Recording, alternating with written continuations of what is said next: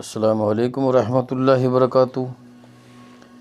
دوستو، ہمارا channel all rounder Rajput subscribe کریں، لائک کریں، شیئر کریں۔ حضرت عثمان رضی اللہ عنہ کو پارٹ دوسرا۔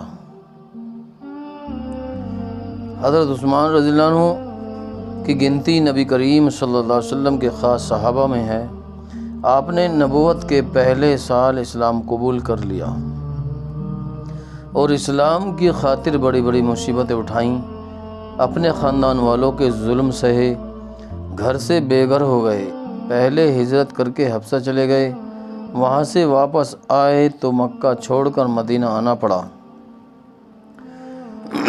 پوری عمر بھر نبی کریم صلی اللہ علیہ وسلم کے ساتھ رہے اور دین کی خدمت کرنے کا جب بھی موقع آیا دل کھول کر خرچ کی۔ آپ صلی اللہ علیہ وسلم کی وحی کے کاتب بھی تھے۔ جب کوئی آیت آسمان سے آتی تھی تو حضور صلی اللہ علیہ وسلم آپ کو بلا کر لکھوا دیا کرتے تھے۔ حضرت عثمان رضی اللہ عنہ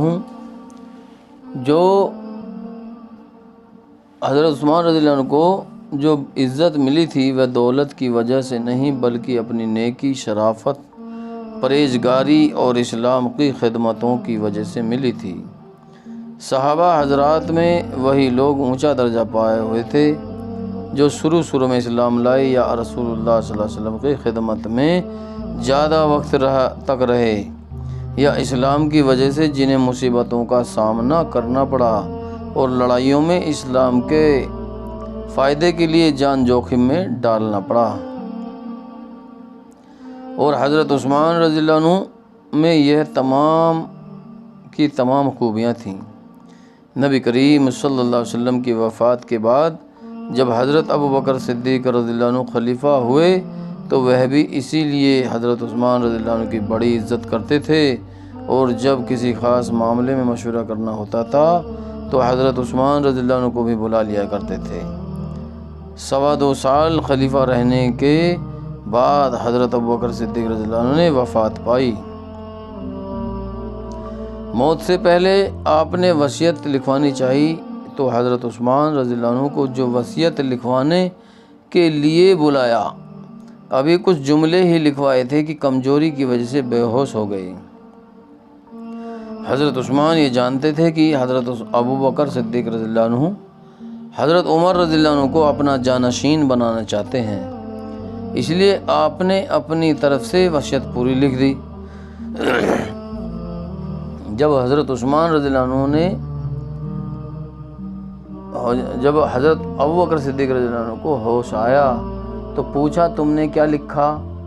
حضرت عثمان رضی اللہ عنہ نے وصیت پڑھ کر سنا دی۔ جب حضرت عمر رضی اللہ عنہ کا نام آیا تو حضرت ابوبکر صدیق رضی اللہ عنہ بہت خوش ہوئے۔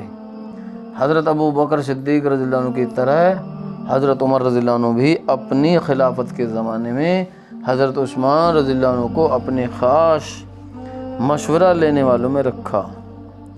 10.5 سال خلافت کرنے کے بعد جب ایک پارسی غلام نے حضرت عمر رضی اللہ عنہ کو گھائل کیا اور ان کے بچنے کی کوئی امید نہ رہی تو لوگوں کے بار بار کہنے پر آپ نے اپنی جانشینی کے لیے 6 صحابہ، حضرت علی رضی اللہ عنہ، حضرت عثمان رضی اللہ عنہ، حضرت زبیر رضی اللہ عنہ، حضرت طلحہ رضی اللہ عنہ، حضرت سعد بن وقاص رضی اللہ عنہ اور حضرت عبد الرحمن بن عوف رضی اللہ عنہ کے نام دیے، اور کہا کہ ان 6 بزرگوں میں سے جس کے حق میں زیادہ رائے آئیں اسے خلیفہ بنا لیا جائے۔ خلیفہ کا منتخب حضرت عمر رضی اللہ عنہ کی شہادت کے بعد 2 دن تک ان کی جانشینی کے سوال پر بحث چلتی رہی، لیکن کوئی فیصلہ نہ ہو سکا۔ آخر میں طے یہ ہوا کہ 3 صحابہ حضرت علی رضی اللہ عنہ، حضرت عمر رضی اللہ عنہ اور حضرت عبد الرحمن ابن عوف رضی اللہ عنہ میں سے کسی ایک کو خلیفہ بنایا جائے۔ حضرت عبد الرحمن ابن عوف رضی اللہ عنہ نے اپنا نام واپس لے لیا اور کہا کہ اب ہمیں ان 2 بزرگوں میں سے کسی ایک کو اپنا خلیفہ چننا ہے۔ پھر انہوں نے ان دونوں بزرگوں میں سے الگ الگ مل کر کہا کہ آپ یہ معاملہ مجھ پر چھوڑ دیں۔ دونوں حضرات نے ان کی یہ بات مان لی۔ حضرت عبد الرحمن ابن عوف رضی اللہ عنہ نے حضرت عثمان رضی اللہ عنہ کے حق میں رائے دی اور مسلمانوں نے ان کے ہاتھ پر بیعت کر لی۔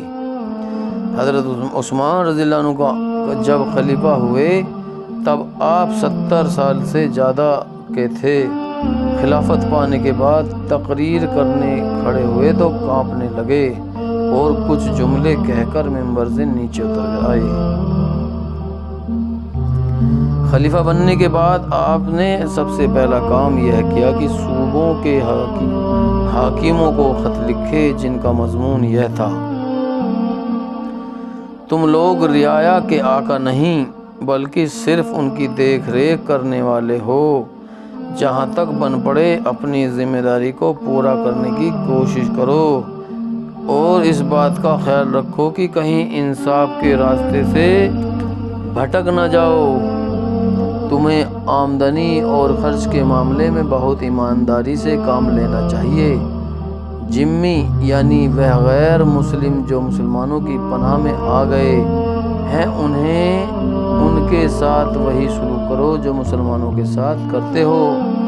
دشمن سے لڑائی کی حالت میں بھی تم نے جو وعدہ کر لیا ہے اسے ضرور پورا کرو، چاہے ایسا کرنے میں کتنا ہی نقصان کیوں نہ اٹھانا پڑے۔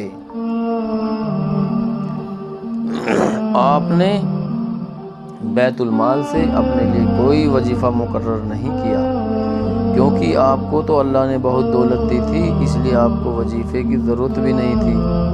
آپ تو خود بیت المال میں دیا کرتے تھے۔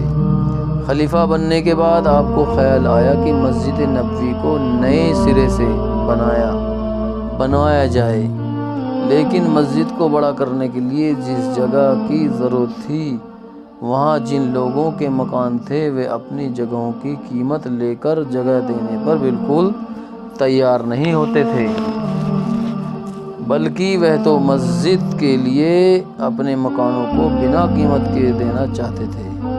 حضرت عثمان رضی اللہ عنہ نے بہت سی ترغیبیں کی لیکن وہ کسی بھی حالت میں راضی نہ ہوئے۔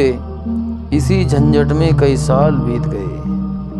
آخرکار حضرت عثمان رضی اللہ عنہ نے جمعے کے دن بڑی زوردار تقریر کی جس میں لوگوں کی زیادتی اور مسجد کی تنگی کی طرف لوگوں کو دھیان دلایا۔ اس تقریر کا ایسا اثر ہوا کہ سب لوگ راضی ہو گئے اور خوشی خوشی اپنے اپنے مکان مسجد کے لیے دے دیے۔ اب مسجد بننے لگی اور 10 مہینے میں اینٹ، چونے اور پتھر کی ایک بڑی شاندار عمارت بن کر تیار ہو گئی۔ حضرت عثمان رضی اللہ عنہ نے مسجد بنوانے کا سب کام اپنی دیکھ ریکھ میں کرایا۔ نئی عمارت بڑی پکی اور خوبصورت تھی اور اب لمبائی میں پرانی عمارت سے 50 گز زیادہ ہو گئی تھی، چوڑائی جوں کی توں رہی۔ حضرت عثمان رضی اللہ عنہ نے اپنے خلافت کے زمانے میں بہت سی عمارتیں بھی بنوائیں، نہریں، باندھ، چشمے اور سرائے بھی بنوائے۔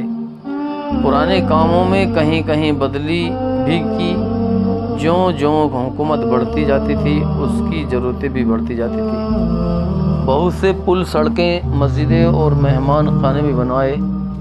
کوفہ میں کوئی مہمان خانہ نہیں تھا۔ حضرت عثمان رضی اللہ عنہ نے ایک بہت بڑا مہمان خانہ بنوا دیا۔ مدینے سے 24 میل دور نجد کی سڑک پر ایک سرائے بنائی گئی جس کے پاس ایک چھوٹا سا بازار اور ایک میٹھے پانی کا کنواں بھی تھا۔ مدینہ میں کبھی کبھی خیبر کی طرف سے باڑھ آ جایا کرتی تھی، اس سے شہر کی آبادی کو بہت نقصان پہنچتا تھا۔ اس کی روک تھام کے لیے مدینہ سے تھوڑی دور پر ایک باندھ باندھا گیا اور ساتھ ہی ایک نہر کھدوا کر باڑھ کا راستہ موڑ دیا۔ فوجی چھاونیاں تو حضرت عمر رضی اللہ عنہ کے زمانے میں ہی قائم ہو گئی چکی تھیں، لیکن آپ کے زمانے میں جب کئی ملک اور فتح ہوئے تو کئی نئی چھاونیاں بنائی گئیں جہاں پر فوج کے ساتھ تیز دوڑنے والے گھوڑے اور جنگی سامان ہوتے تھے۔ اس کے علاوہ آپ نے تمام ملکوں میں اونٹوں اور گھوڑوں کے پالنے کا بہت اچھا بندوبست کرایا، جگہ جگہ چرواہے بنوائی۔ مدینے کے چاروں طرف بڑی بڑی چرواہیں تھیں، جن میں صرف ایک ہی چرواہ میں 40,000 اونٹ پلتے تھے۔ شام دیش جو حضرت عمر رضی اللہ عنہ کے زمانے سے 3 صوبوں میں بٹا ہوا تھا، آپ نے ان سب کو ملا کر ایک صوبہ بنا دیا۔ پہلے صوبے کا حاکم دیش کا کام سنبھالنے کے لیے ساتھ ساتھ فوج کو کمانڈ بھی کرتا تھا، جس کے ہاتھ میں فوج کی ساری باغ ڈور ہوتی تھی۔ حضرت عثمان رضی اللہ عنہ نے ہر صوبے میں ایک کمانڈر بھی بنایا۔ اسلامی صوبے پہلے بہت پھیلا ہوا تھا، بہت سے علاقے مدینہ سے مہینوں کے راستے کی دوری پر تھے۔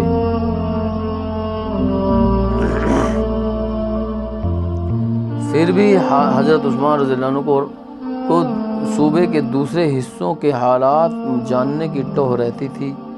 جمعے کے دن لوگوں میں سے خبریں پوچھتے۔ حج کے موقع پر جب دیش کے لوگ اکٹھا ہوتے تھے تو جس کسی کو کسی حاکم سے شکایت ہوتی تھی یہ کہلا دیتا تھا۔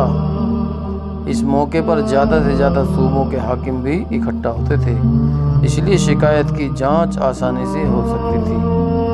حضرت عثمان رضی اللہ عنہ کے زمانے میں بہت سے سدھار کے کام ہوئے، لیکن سب سے بڑا کارنامہ یہ ہے کہ آپ نے قرآن پاک کی نقلیں کرا کے سبھی صوبوں میں بھیجیں تاکہ مسلمان قرآن پڑھتے وقت زیر زبر کی غلطیوں سے بچے رہیں۔ حضرت عمر رضی اللہ عنہ کے زمانے میں جو لڑائیاں جیتی نہ جا سکی تھیں انہیں حضرت عثمان رضی اللہ عنہ کے دور میں پورا کیا گیا، جیسے ایران، عراق، شام، مصر، اذربائیجان اور آرمینیا حضرت عمر رضی اللہ عنہ کے زمانے میں جیتے جا چکے تھے۔ اذربائیجان کے لوگوں نے جب سنا کہ حضرت عمر رضی اللہ عنہ نے وفات پائی تو انہوں نے بغاوت کر دی۔ ولید بن عقبہ کو جو عراق کے حاکم تھے ان کے مقابلے کے لیے فوجیں بھیجیں۔ اذربائیجان کے باغیوں کی ہار ہوئی۔ آرمینیا میں 2 سردار حبیب بن مسلمہ رضی اللہ عنہ اور عبد الرحمن بن ربیعہ سالوں لڑتے رہتے تھے۔ عبد الرحمن ایک لڑائی میں شہید ہو گئے اور آرمینیا کا سارا علاقہ مسلمانوں کے قبضے سے نکل گیا۔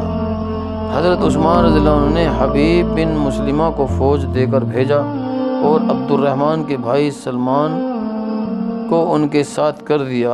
ان بہادروں نے وفقاز کو پھر سے جیت کر اسلامی ملک میں ملا لیا۔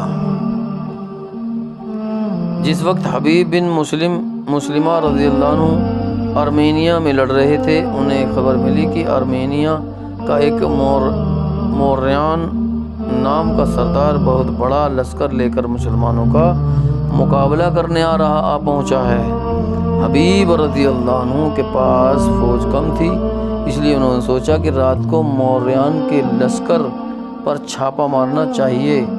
ان کی بیوی ام عبداللہ نے جب انہیں ہتھیار لگاتے دیکھا تو پوچھا کہ آپ اتنی رات میں کہاں جا رہے ہیں؟ انہوں نے جواب دیا، آج یا تو موریان کے خیمے تک پہنچوں گا یا اللہ کے راستے میں اپنی جان نچھاور کر دوں گا۔ تب حبیب بن مسلمہ رضی اللہ عنہ کچھ بہادر سپاہیوں کا ایک دستہ لے کر چلے اور موریان کی فوج پر اس طرح ٹوٹ پڑے کہ ایک ہی حملے میں ہزاروں کو روند ڈالا۔ اب وہ اپنے ساتھ کچھ ایسے سپاہیوں کو جن کی زندگی تلواریں چلاتے ہوئے بیت گئی تھی ساتھ لے کر فوج کو چیرتے ہوئے موریان کے خیمے کی طرف بڑھے۔ خیمے کے سامنے ایک سوار کی پرچھائی سی دکھائی دی۔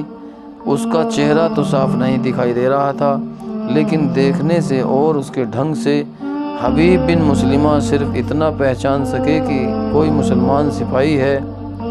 حضرت کو فکر ہوئی کہ یہ کون بہادر ہے جو ہم سے پہلے یہاں پر پہنچا ہے۔ پاس جا کر دیکھا جا کر جو دیکھا تو ان کی بیوی عبداللہ پورے ہتھیار لگائے ہاتھ میں بھالا لیے موریان کے خیمے کے سامنے کھڑی ہے۔ اس لڑائی میں ارمینیا والوں کی ایسی ہار ہوئی کہ ان میں لڑنے کی ہمت نہ رہی۔ مجبور ہو کر انہوں نے ہتھیار ڈال دیے اور ارمینیا کی پہاڑی قلعوں، شہروں اور جنگلوں میں اسلام کا جھنڈا پھہرانے لگا۔ سلمان بن ربیعہ نے چونکہ اپنے بھائی عبد الرحمن کی طرح ارمینیا کی لڑائیوں میں بڑی جان نچھاور کی تھی، اس لیے حضرت عثمان رضی اللہ عنہ نے انہیں اس علاقے کا حاکم بنا دیا۔ فارس اور خراسان میں بھی بغاوتیں ہوئیں اور بہت دنوں تک لڑائیاں ہوتی رہیں۔ مسلمانوں نے باغیوں کو دبا لیا اور انہیں ہتھیار ڈالنے پر مجبور کر دیا۔ ترکستان کے راجہ بادشاہ سے جا بھڑے اور اسے ہرا کر بھگا دیا، پھر بلخ کی طرف بڑھے اور اسے جیت کر لوٹے۔